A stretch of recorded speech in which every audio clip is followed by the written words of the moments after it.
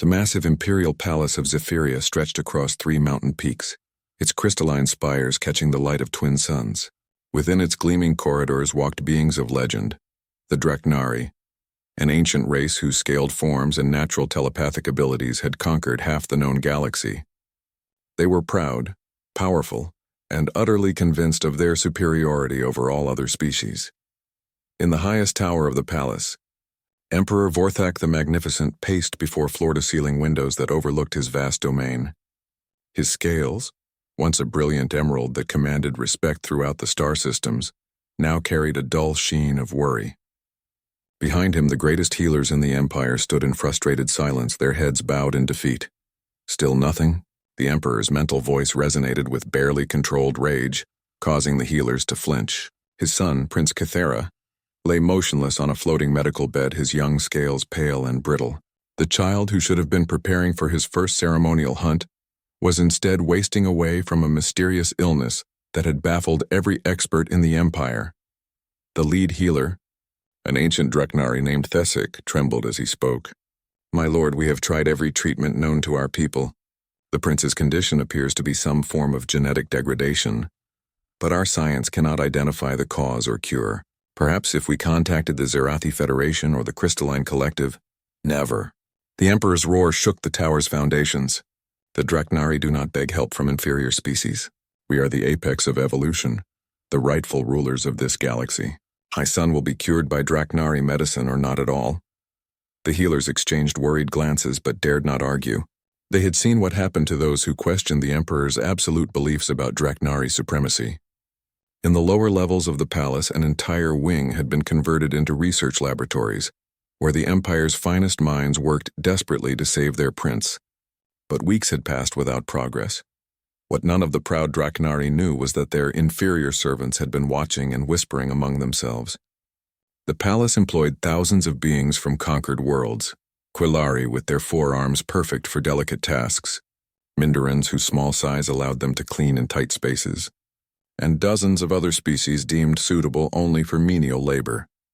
Among these servants was a human named Marcus Chen, part of a small group of his species that had been captured during the conquest of Earth's outer colonies 5 years ago.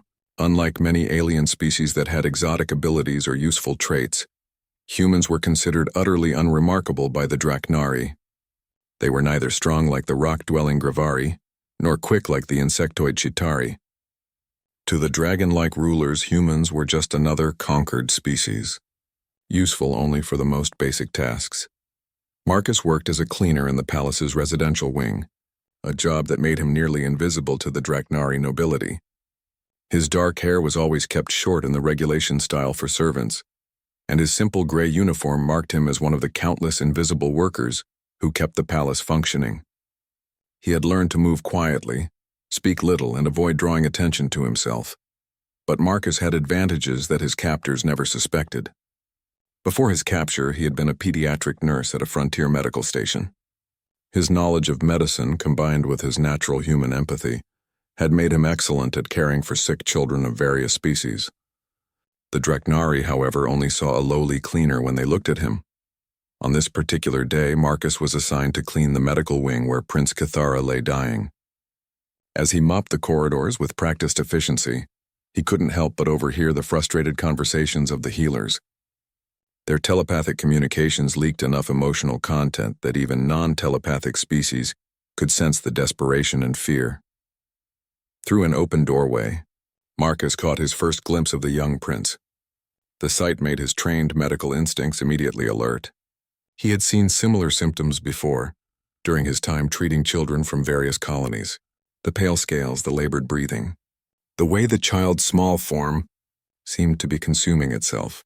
It reminded him of several metabolic disorders he had encountered in young beings whose species had been exposed to certain environmental toxins. Marcus forced himself to continue his cleaning routine, but his mind was racing.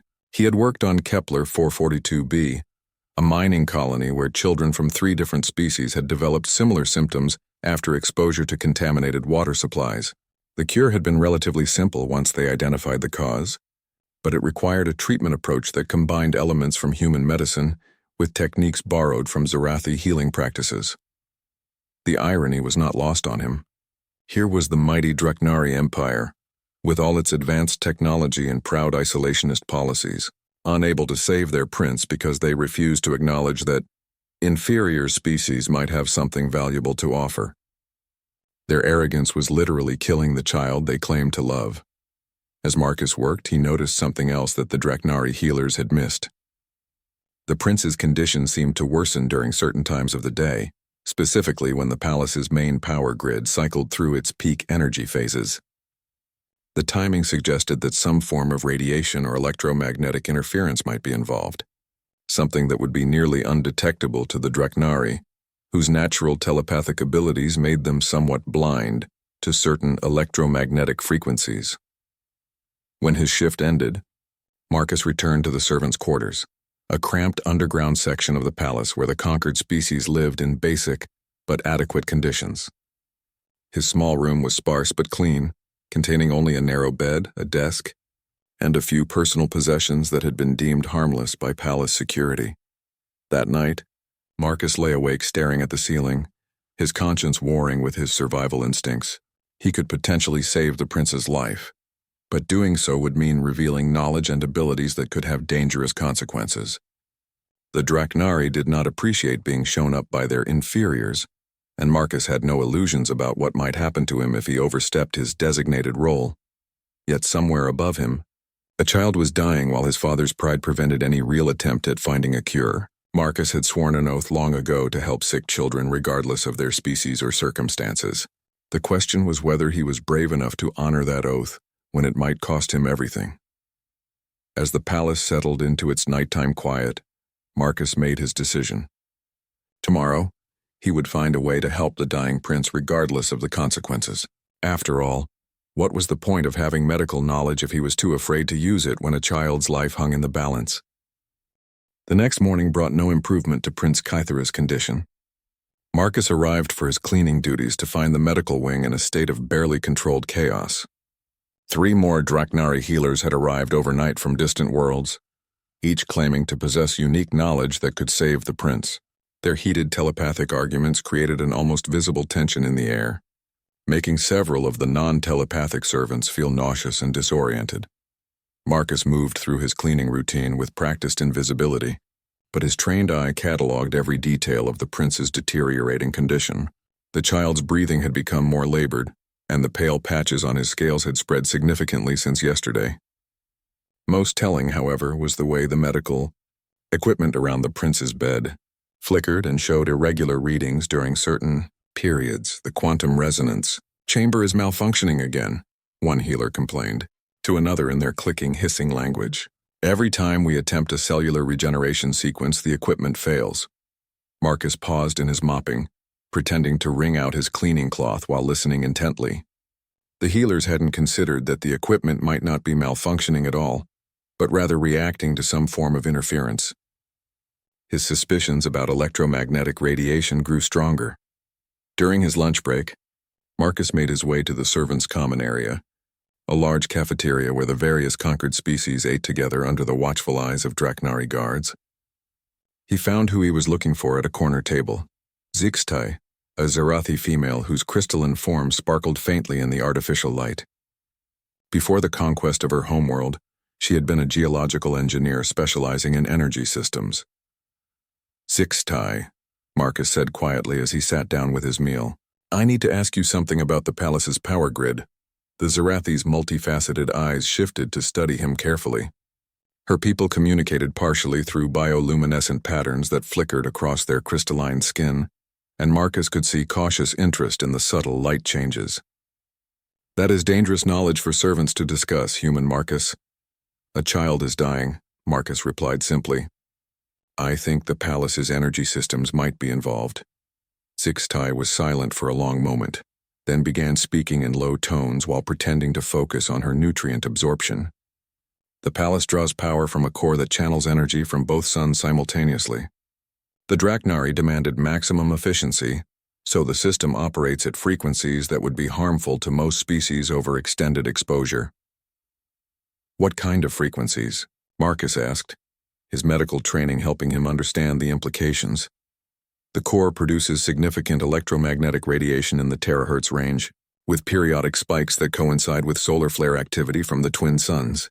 The Draknari's natural telepathic abilities actually provide them some protection against these frequencies. But, she paused meaningfully. But children might not have developed those protections yet, Marcus finished, his excitement growing despite the danger of their conversation. Zixtai's bioluminescent patterns flickered in what Marcus had learned was the Zerathi equivalent of a nod. A developing nervous system would be particularly vulnerable. The symptoms would appear gradually and worsen over time, especially during periods of peak energy output. Marcus felt pieces clicking into place in his mind. Is there a way to shield against these frequencies without shutting down the entire power grid? Theoretically, yes.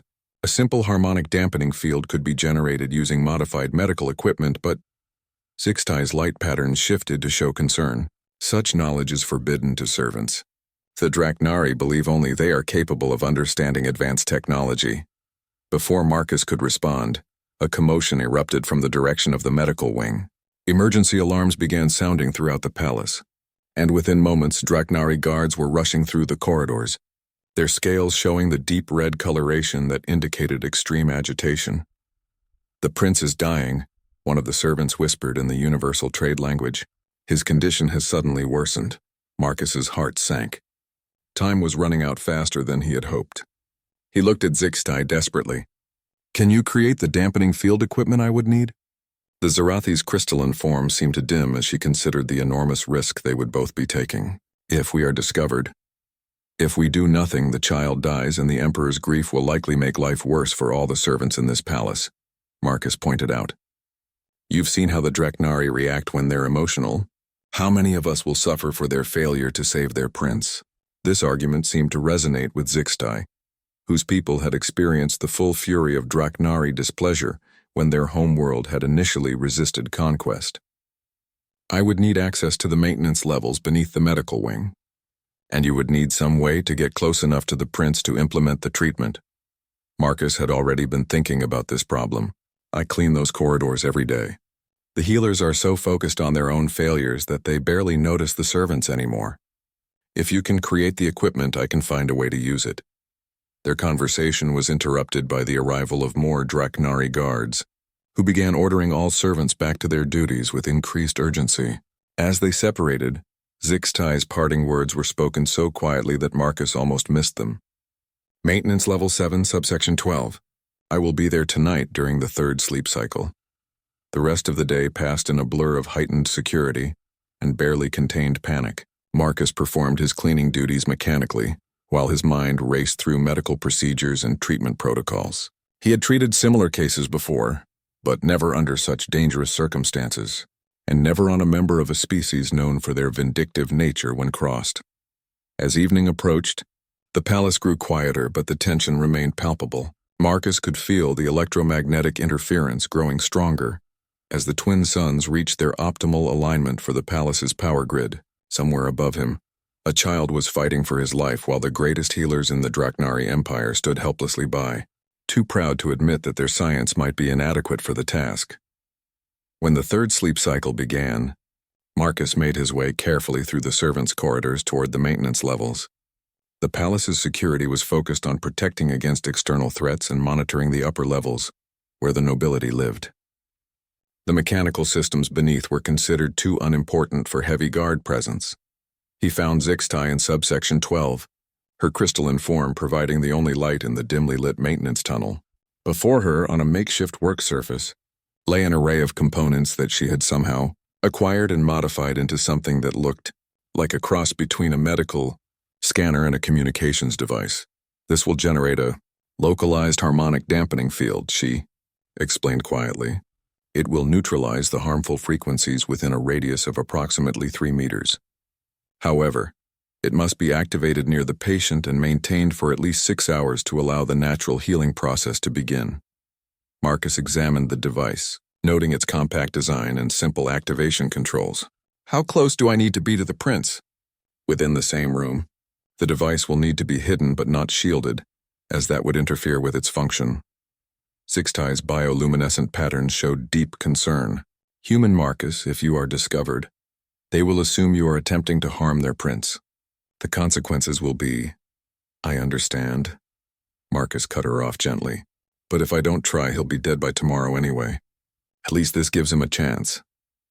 As Marcus took the device and prepared to make his way back to the upper levels, he reflected on the strange situation he found himself in. Here he was, a human captured and enslaved by a proud galactic empire, about to risk everything to save the life of that empire's heir. Perhaps it was foolish, but his medical training had ingrained in him a simple truth.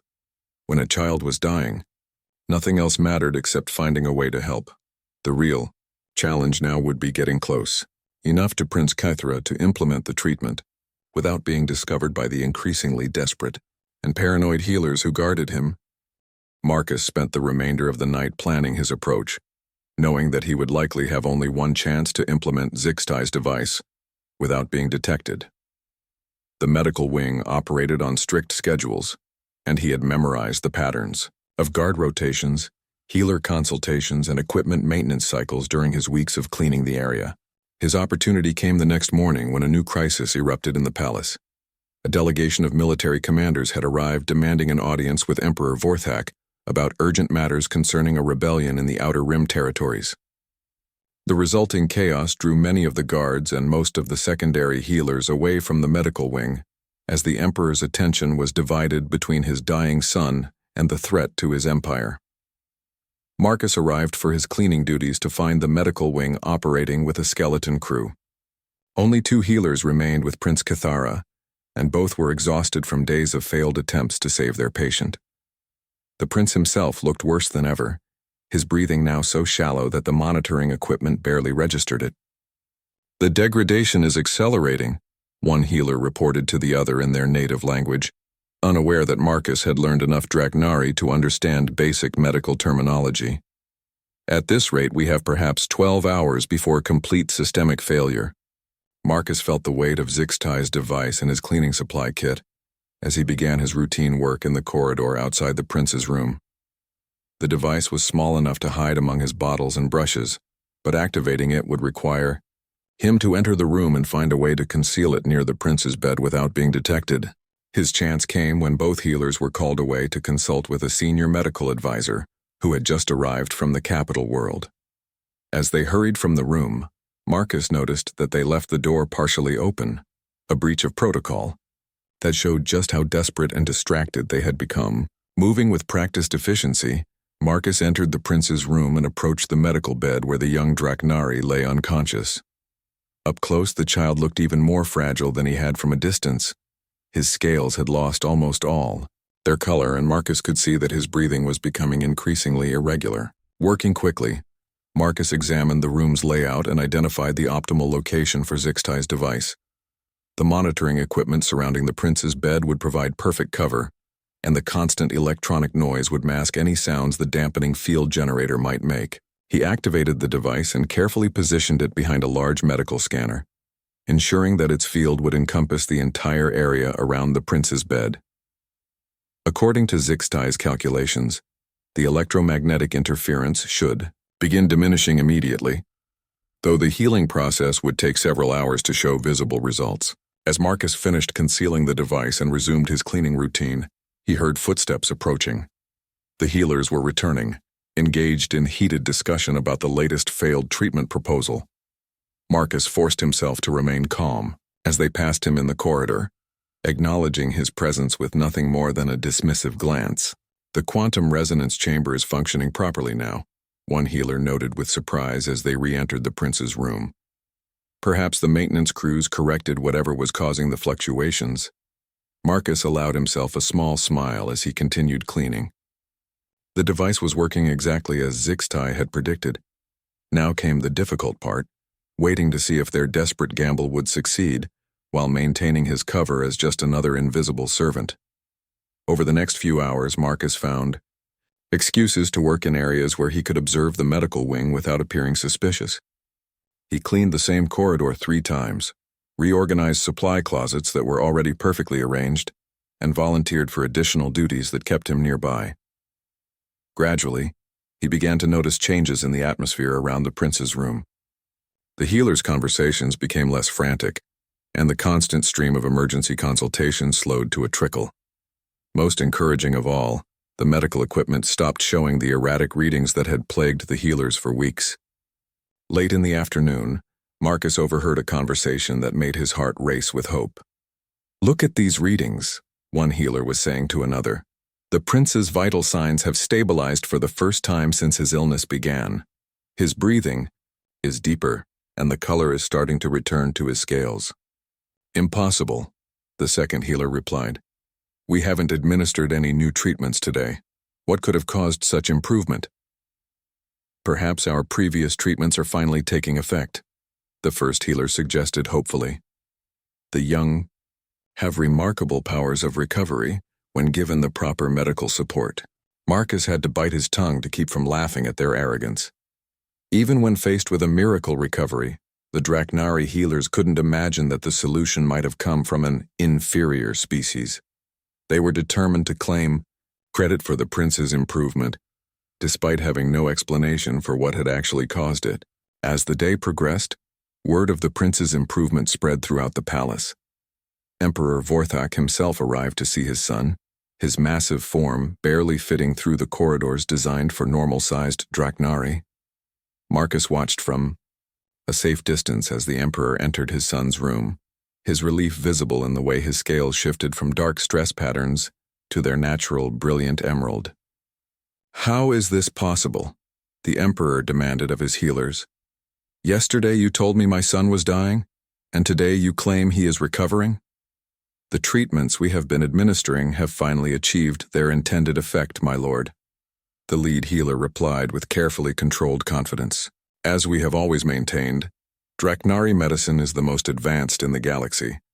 Your son's recovery proves the superiority of our medical science." Marcus felt a mixture of satisfaction and frustration as he listened to their claims. Prince Kithra was indeed recovering. The dampening field was allowing his body's natural healing processes to counteract the damage caused by the electromagnetic radiation. However, the healers were already constructing a narrative that would preserve their pride and the Empire's belief in Draknari superiority. That evening, as Marcus prepared to return to the servants' quarters, he encountered Zixtai in one of the lower corridors. The Zarathi's bioluminescent patterns showed cautious optimism as she approached him. "The device is functioning perfectly," Marcus reported quietly. "The prince's condition has improved dramatically, and the healers believe it's due to their own treatments." "That is probably for the best," Zixtai replied, her lights flickering, and what Marcus had learned was relief. If they suspected that inferior aliens had solved a problem their finest minds could not, the consequences for all servants would be severe. Marcus nodded, understanding the wisdom in her words. "How long should we leave the device in place?" "Another day or two should be sufficient for the prince's recovery to become irreversible. After that, we can safely remove it during routine maintenance without anyone noticing." As they parted ways, Marcus felt a complex mixture of emotions. He had successfully saved a child's life, which satisfied the deepest part of his medical conscience. However, he had also inadvertently strengthened the Draknari Empire's belief in their own superiority, potentially making life harder for other conquered peoples who might benefit from greater humility among their rulers. Still, as he lay in his narrow bed that night, Marcus found peace in one simple fact. Somewhere above him, a young prince was sleeping peacefully for the first time in weeks, his body healing from an illness that could have killed him. Whatever the broader implications might be, that child's life was worth the risk he and Zixtai had taken. 2 days later, Prince Kithera was sitting up in his medical bed for the first time in weeks, his scales showing a healthy shimmer that had been absent during his illness. The change was so dramatic that healers from across the Empire were demanding to study the miraculous recovery that had saved the Emperor's heir. Marcus continued his cleaning duties in the medical wing, observing the celebration with mixed feelings. The prince's recovery was complete and irreversible, exactly as Zixtai had predicted. But the healer's growing arrogance was becoming problematic. They had begun conducting interviews with galactic medical journals, claiming to have developed revolutionary new techniques that could cure previously impossible conditions. This case proves definitively that Draknari medical science has achieved levels of sophistication that other species cannot hope to match, the lead healer declared to a recording device for an empire-wide broadcast. Our ability to cure genetic degradation at the cellular level demonstrates our superiority in all fields of study. As Marcus emptied trash receptacles and wiped down surfaces, he noticed something that made his blood run cold. The healers had begun conducting extensive tests on all their medical equipment, trying to isolate the factors that had contributed to their breakthrough. It was only a matter of time before they discovered Zixtai's hidden device. During his lunch break, Marcus found Zixtai in the servants' quarters and quietly explained the situation. Her crystalline form dimmed noticeably as she absorbed the implications. "We must retrieve the device immediately," she said, her bioluminescent patterns showing alarm. "If they discover it during their testing, they will realize that external technology was responsible for the prince's recovery." "Can you create a distraction in the maintenance systems?" Marcus asked. "Something that would require you to access that area for legitimate repairs?" Zixtai considered this carefully. Yes, but it would need to be something significant enough to require immediate attention, yet not so dramatic as to cause real damage to palace operations. They agreed to meet that evening in Maintenance Level 7, where Zixtai would create a controlled power fluctuation that would require her expertise to resolve. Meanwhile, Marcus would find a way to access the prince's room during the resulting confusion and retrieve the dampening device. However, their plans were disrupted by an unexpected development. As Marcus finished his afternoon cleaning duties, he noticed unusual activity in the medical wing. Additional guards had been posted, and several high-ranking Draknari officials were conducting what appeared to be a security inspection. Marcus's concerns deepened when he overheard a conversation between two guards. "The Emperor has ordered a complete investigation into the prince's recovery," one was saying to the other. "He suspects that enemy agents may have attempted to poison his son, and wants to ensure no foreign technology was involved in either the illness or the cure." The irony was staggering. Emperor Vorthak's paranoia about foreign interference had led him to order exactly the kind of investigation that would expose the truth about his son's rescue. Marcus realized that their window for retrieving the device undetected was rapidly closing. That evening, as planned, Zixtai initiated a carefully controlled power fluctuation in the maintenance systems. The resulting brownout caused non-critical lighting and equipment throughout the palace to flicker momentarily, creating exactly the kind of distraction they needed. As maintenance crews scrambled to identify and resolve the problem, Marcus made his way to the medical wing. The prince's room was temporarily unguarded, as the security team had been called to investigate the power anomaly. Marcus slipped inside and quickly located Zixtai's device behind the medical scanner, where he had hidden it days earlier. As he carefully disconnected and pocketed the device, he heard voices approaching in the corridor. The quantum resonance chamber showed irregular readings during the power fluctuation. A healer was explaining to someone, "We should conduct a complete diagnostic to ensure no damage occurred." Marcus's heart raced as he realized the healers were planning to examine the very equipment that had been concealing their device. If he had arrived even a few minutes later, the discovery would have been inevitable. He managed to slip out of the room and blend back into the general confusion, just as the healers entered. Over the next few hours, the investigation continued with increasing intensity. Security teams searched every inch of the medical wing, looking for signs of sabotage or foreign technology.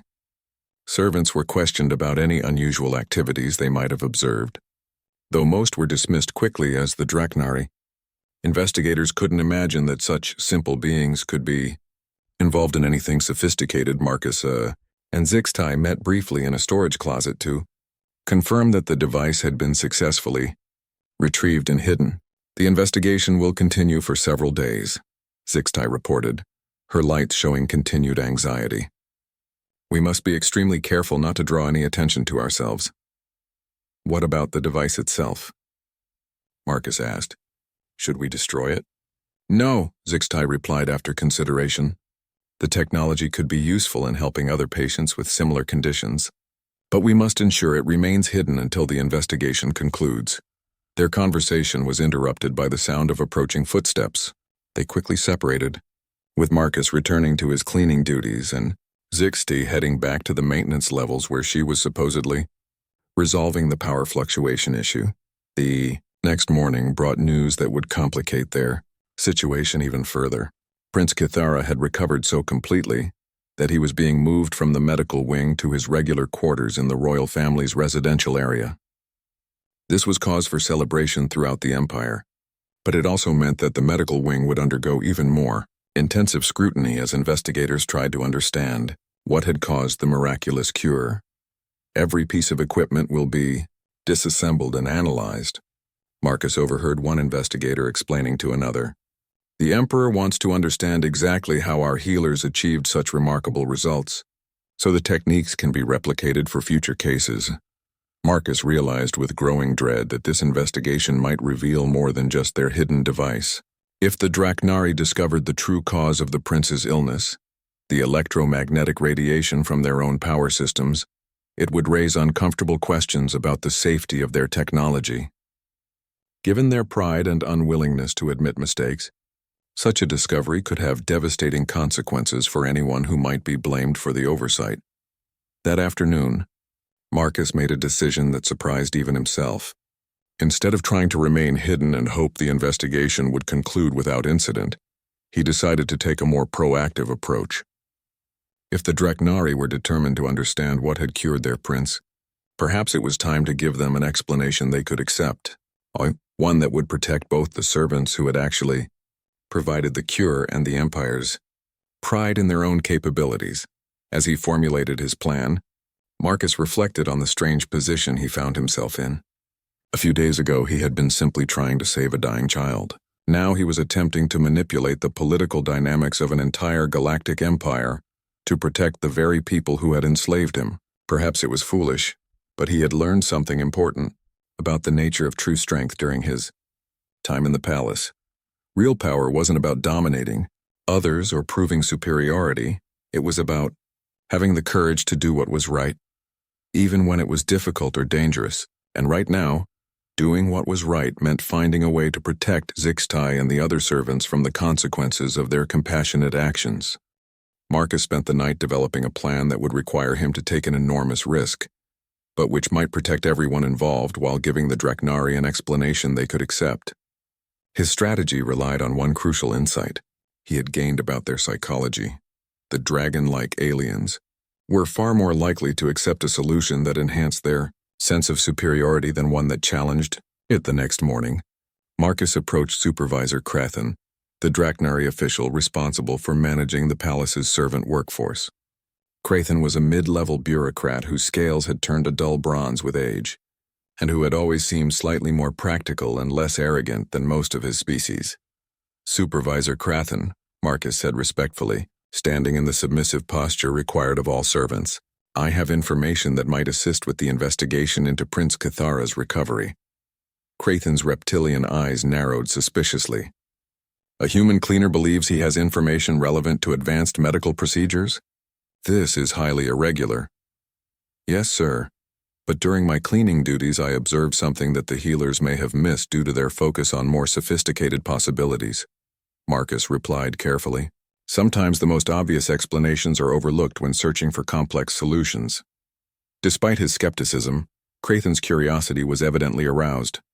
The investigation had been proceeding slowly, and any new information might help him gain favor with his superiors. Explain your observation, human. Marcus took a deep breath, knowing that his next words would either save everyone involved or doom them all. During my cleaning, I noticed that the prince's condition always worsened during periods when the palace's power grid operated at peak efficiency. I also observed that the medical equipment functioned more reliably after the recent power fluctuation that maintenance corrected. He was gambling that Krathen would connect these observations to electromagnetic interference without Marcus having to explicitly state the connection.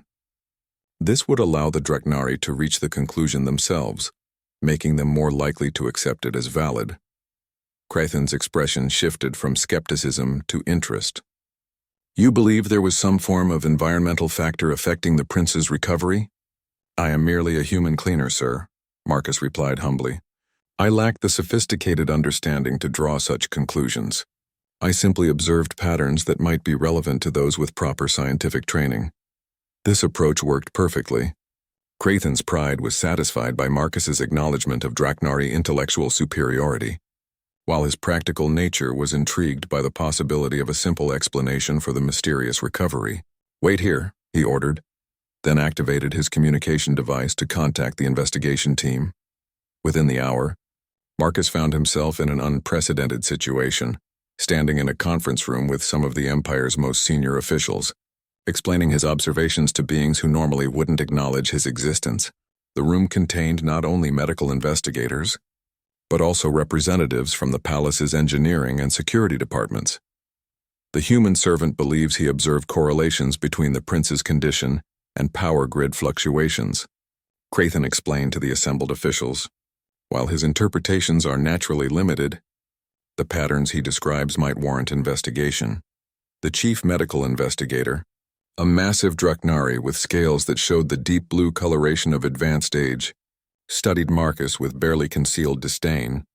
"You are suggesting that our sophisticated medical analysis missed environmental factors that were apparent to a simple cleaner?" Marcus carefully maintained his submissive posture while responding. "Not at all, sir. I'm certain that such factors would have been detected by your advanced instruments if they were significant. I merely noticed timing coincidences that might help focus your investigation on areas that have already been identified as potential concerns." His careful phrasing accomplished exactly what he had hoped. Rather than feeling challenged by an inferior being, the investigators now saw Marcus as providing data that would confirm conclusions they had already reached through their superior methods. The distinction was crucial for maintaining their pride while accepting his information. The engineering representative, a younger Draknari whose scales still showed the bright green of middle age, spoke up with obvious interest. "Actually, we have been investigating potential electromagnetic interference from the palace's power systems. The timing correlations this servant describes would be consistent with our preliminary findings." Marcus felt a surge of relief as the conversation shifted away from his specific observations toward technical discussions among the Draknari experts. They were now taking ownership of the discovery, which meant they were far more likely to act on it effectively. Over the next several hours, the investigation team conducted extensive tests on the palace's power grid and its potential effects on biological systems. To Marcus's satisfaction, they quickly confirmed that the electromagnetic radiation levels in the medical wing exceeded safe parameters for young Draknari, whose telepathic abilities hadn't yet developed, enough to provide natural protection. "This explains both the prince's illness and his recovery," the chief medical investigator announced with obvious satisfaction. "The power fluctuation that maintenance corrected must have temporarily reduced the harmful interference, allowing our treatments to take effect." The engineering representative nodded enthusiastically. "We can install harmonic dampening fields throughout the palace to prevent future occurrences. The technology is quite straightforward. We've used similar systems on our military vessels for years." Marcus had to suppress a smile at the irony. The Draknari were now planning to implement exactly the solution that Zixtai had provided, but they believed they were developing it themselves. Their pride remained intact, the problem would be permanently solved, and no one would suffer consequences for the original oversight. "The human servant's observations were useful in focusing our investigation," the chief investigator concluded magnanimously. "This demonstrates the value of maintaining awareness of all information sources, regardless of their origin." This was as close to praise as Marcus could ever expect from a senior Draknari official. More importantly, it established his contribution as helpful rather than threatening, which would protect him from any future suspicion about his role in the prince's recovery. As the meeting concluded, and Marcus was dismissed back to his regular duties, he felt a profound sense of accomplishment. Not only had they saved Prince Kithra's life, but they had done so in a way that would prevent future children from suffering the same condition. The palace's power systems would be modified to eliminate the electromagnetic interference, and the solution would likely be implemented throughout the Empire. That evening, Marcus encountered Zixtai in the servants' quarters, where news of the investigation's conclusions was spreading rapidly among the various species. The Zarathi's bioluminescent patterns showed amazement and relief as she absorbed what had happened. "You turned their arrogance into a tool for protecting us all," she said quietly. By allowing them to believe they discovered the solution themselves, you ensured that it would be implemented properly without raising questions about how the knowledge was obtained. It was the only way, Marcus replied. Fighting their pride would have been futile and dangerous. Working with it accomplished everything we needed. As they spoke, other servants approached to express their gratitude and amazement. Word had spread that a human cleaner had somehow managed to help solve the mystery of the prince's illness, though the exact details remained unclear to most. For many of the conquered peoples, it represented a rare moment of hope, proof that their knowledge and abilities had value, even if it had to be expressed carefully. Marcus realized that this experience had taught him something important about resistance and survival under oppression.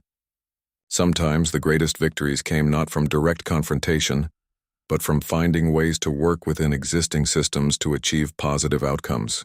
By understanding and respecting the Draknari's psychological needs while pursuing his own goals, he had accomplished far more than any direct challenge to their authority could have achieved. In the weeks following the investigation's conclusion, life in the palace began to change in subtle but significant ways. The installation of harmonic dampening fields throughout the complex proceeded rapidly, with engineering teams working around the clock to ensure that no other areas contained dangerous levels of electromagnetic radiation. Prince Cathara's continued robust health served as proof of the solution's effectiveness, and Emperor Vorthak publicly praised his scientific advisors for their brilliant diagnostic work. Marcus continued his cleaning duties with the same quiet efficiency as before, but he noticed that his status among both servants and some lower-ranking Draknari had shifted slightly. Supervisor Crathen occasionally nodded to him in the corridors, and several guards who had previously ignored his existence now acknowledged his presence with brief glances. He had become, in their minds, the useful servant who had helped focus their investigation, a role that provided him with a measure of protection and respect. More importantly, the success of their intervention had inspired other servants throughout the palace to begin sharing knowledge and expertise more freely among themselves. Zixtai had quietly formed a small network of individuals from various species who possessed specialized skills that could be useful in emergency situations. They called themselves the Maintenance Circle, ostensibly focused on improving their ability to keep the palace running smoothly, but actually serving as a way to coordinate their hidden capabilities. The circle included Rethmore, a Quillari engineer whose forearms and mathematical genius made him invaluable for complex calculations. Vishen, a Mindoran whose small size and agility allowed her to access areas other species couldn't reach, and several others whose skills complemented each other in useful ways. Marcus found himself serving as something of a coordinator, partly because of his success with the prince's case, but mainly because his medical background made him good at assessing and solving problems systematically. Their first real test came when a serious accident occurred in the palace's industrial section. A massive piece of machinery had malfunctioned, trapping 3 Draknari workers beneath heavy debris. The official emergency response teams were struggling to free the trapped individuals without causing further injury, and conventional rescue equipment wasn't suitable for the confined space. Vishen, whose small size allowed her to navigate the debris field, was able to reach the trapped workers and assess their conditions. Using a communication device that Zixtai had modified, she relayed detailed information back to Marcus, who realized that one of the workers was showing signs of internal bleeding that would become fatal if the rescue took much longer. Working through Supervisor Crathen, Marcus was able to suggest modifications to the rescue approach that would allow faster extraction of the most severely injured worker. His recommendations were presented as observations from the maintenance staff, who were familiar with the machinery involved, allowing the Draknari rescue coordinators to implement the suggestions without feeling their expertise was being challenged. The rescue succeeded, and all 3 workers survived with minimal permanent injury. Once again, Marcus found that the key to helping others was finding ways to make the Draknari believe that good ideas originated from their own superior reasoning rather than from inferior species. However, their growing influence brought new challenges. Success had made them more visible, and visibility meant increased scrutiny from palace security. Marcus began to notice that their activities were being monitored more closely. Though not yet with obvious suspicion, it was clear that they would need to be even more careful about how they operated. The situation became more complex when Prince Cathera himself began taking an interest in the servants who worked in areas he frequented. Now that he had recovered from his illness, the young prince was curious about everything in the palace, including the various species who kept it functioning. His natural childhood inquisitiveness was bringing him into contact with servants in ways that made the security staff nervous. One day, as Marcus was cleaning near the prince's quarters, the young Draknari approached him with the fearless curiosity, typical of children who had never learned to see other beings as threats. "You're the human who helped the investigators understand my illness," Prince Cathera said in the universal trade language, which he was apparently learning as part of his education. Marcus immediately dropped into the submissive posture required when addressing royalty, but the prince waved dismissively. "My tutors say that humans are good at noticing small details that more advanced minds might overlook. Is that true?" The question put Marcus in a difficult position. Agreeing might seem arrogant, while disagreeing might be taken as false modesty that could be equally offensive. He settled for a carefully neutral response. "Your Highness, I believe all species have different strengths that can be useful in different situations, Prince." Cathera's scales shifted to show the bright curiosity patterns that Marcus had learned indicated intense interest in young Draknari. "What other strengths do the different servant species have?" "My tutors mostly teach me about military capabilities and political structures, but they don't explain much about how different minds work." This conversation was venturing into dangerous territory, but Marcus realized that the prince's genuine curiosity might represent an unprecedented opportunity. If he could encourage the young royal to develop a more nuanced understanding of other species' capabilities, it might influence how the next generation of Draknari leadership viewed their conquered subjects. "The Zarathi are excellent at understanding energy systems and crystalline structures," Marcus replied carefully. "The Kolari have remarkable spatial reasoning abilities, and the Mindoran are incredibly skilled at navigating complex three-dimensional environments. Each species has evolved different capabilities based on their original worlds and cultures." "That makes sense," the prince said thoughtfully. "Different environments would produce different abilities. But why don't our military assessments include more information about these capabilities? Wouldn't understanding what each species does well make them more useful to the Empire?" Marcus felt his heart race as he realized the implications of the prince's question. The young Draknari was naturally developing ideas that could fundamentally change how the Empire viewed and treated its conquered peoples. If those ideas were encouraged to develop properly, "Your Highness would be far better qualified than I am to understand how such information might be useful to imperial administration," Marcus replied diplomatically. "Perhaps your tutors could provide more detailed information about the various species' capabilities if you expressed interest in learning about such matters." Before the prince could respond, the conversation was interrupted by the arrival of Crathen, who looked distinctly nervous about finding his charge engaged in extended conversation with a servant. "Your Highness, your language tutor is waiting for your next lesson." Prince Cathera nodded but turned back to Marcus before leaving. "I want to learn more about how different species think and work. Maybe you could show me some of the things you've observed during your cleaning duties." The request was innocent enough on the surface, but Marcus could see the alarm in Crathen's expression. The idea of a servant providing education to the imperial heir was so far outside normal protocol that it bordered on scandalous. However, directly refusing a prince's request was also problematic for a mid-level administrator. Perhaps such observations could be compiled into a report that His Highness could review with his regular tutors, Crathen suggested quickly. That would ensure the information is presented in a manner appropriate for royal instruction. Marcus recognized this as a face-saving compromise that might actually work in everyone's favor.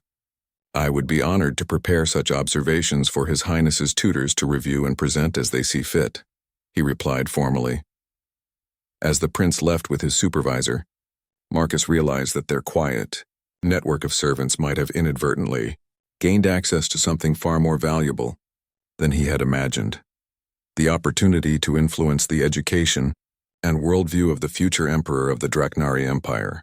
If handled carefully, such influence could eventually lead to meaningful improvements in how the empire treated all its subject peoples. However, he also understood that this opportunity came with enormous risks. Any attempt to shape the prince's thinking would have to be incredibly subtle and perfectly disguised as loyal service to the Empire's interests. One misstep could result in accusations of sedition that would doom not just Marcus, but everyone associated with their informal network. 3 months after Prince Kithara's recovery, Marcus found himself in a position he could never have imagined when he first arrived at the palace as a captured servant. He was sitting in a small conference room surrounded by the prince's tutors, presenting a detailed report on the various capabilities and contributions of different species within the palace workforce. The report had grown from a simple compilation of observations into a comprehensive analysis that demonstrated how the Empire could more effectively utilize the skills of its subject peoples. Marcus had worked carefully with the other members of their informal network to ensure that every recommendation was framed in terms of improving efficiency and strengthening the Empire, rather than suggesting that current policies were flawed. The Zarathi's crystalline physiology makes them particularly suited for tasks involving energy regulation and harmonic balancing, Marcus explained to the assembled tutors, using the formal presentation style he had learned was expected in academic settings. Their natural resonance with electromagnetic frequencies could be valuable for maintaining the new dampening field systems throughout the Empire. Prince Kithara, now a healthy and energetic young Draknari, listened intently from his seat at the head of the conference table. His scales showed the bright patterns of intense curiosity, and he frequently asked perceptive questions that demonstrated he was genuinely interested in understanding how different minds and abilities worked. Would the Quillari's four-armed physiology provide advantages for tasks requiring simultaneous manipulation of multiple objects? The prince asked, referring to Marcus's earlier discussion of the species' mathematical and engineering capabilities. Yes, Your Highness. Their ability to perform complex manual operations while maintaining precise coordination makes them excellent for delicate assembly work and multivariable calculations, Marcus replied, proud of how the young prince was beginning to think systematically about matching capabilities to tasks. The senior tutor, an elderly Draknari named Vexthon, whose ancient scales had turned deep purple with age, observed the proceedings with obvious approval. This analysis provides excellent examples of how superior Draknari leadership can optimize resource utilization throughout the Empire, he commented. Prince Kithara's insight in requesting this information demonstrates the kind of strategic thinking that will serve him well as a future ruler. Marcus had learned to appreciate these moments when Draknari pride worked in favor of positive changes. By framing everything in terms of Draknari superiority and imperial efficiency, he could introduce concepts that might otherwise be rejected as threatening to the established order. Over the following weeks, Prince Kithara began implementing some of Marcus's suggestions as part of his education in imperial administration. The young prince started visiting different areas of the palace to observe various species at work, asking questions about their techniques and capabilities. His genuine interest and respectful approach surprised many of the servants, who had never experienced such positive attention from Draknari nobility. The changes were subtle but significant. Maintenance schedules were adjusted to better accommodate the natural working rhythms of different species. Task assignments began to reflect individuals' actual capabilities rather than just their species classifications. Most importantly, a new communication system was established that allowed servants to report safety, concerns, and efficiency improvements through proper channels.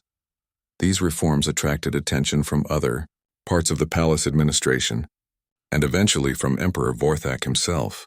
The emperor was pleased to see his son taking initiative in imperial management, and the measurable improvements in palace efficiency provided concrete evidence that the prince's innovations were valuable.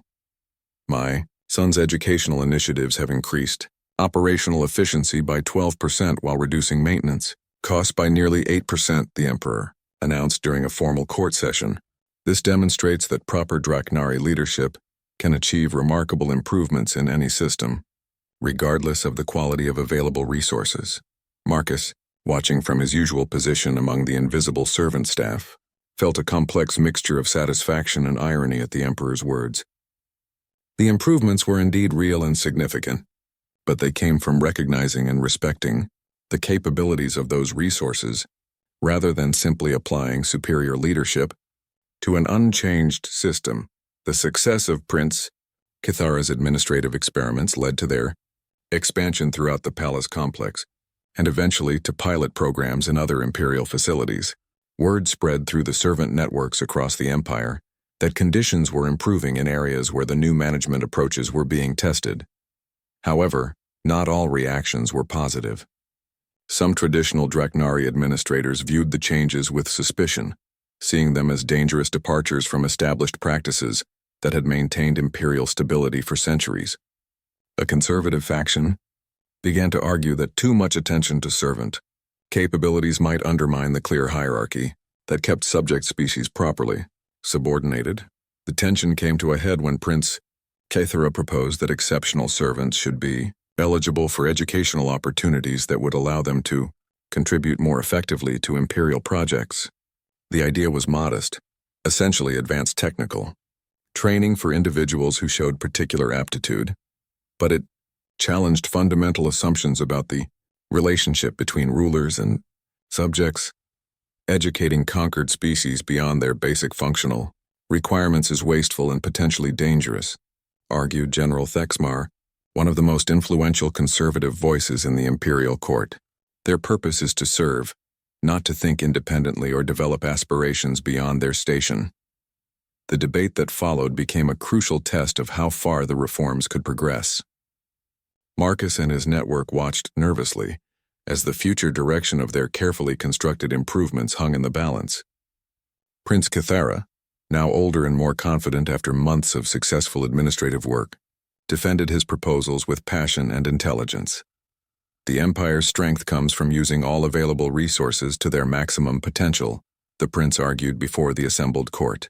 If we artificially limit the contributions that subject species can make, we weaken ourselves relative to potential enemies who might utilize their populations more effectively. This argument proved decisive because it appealed directly to Draknari strategic thinking. The possibility that rival powers might gain advantages by better utilizing their diverse populations was a threat the Empire couldn't ignore.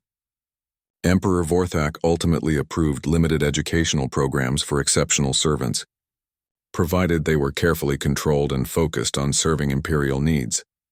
The decision marked a turning point, not just for the palace, but potentially for the entire empire.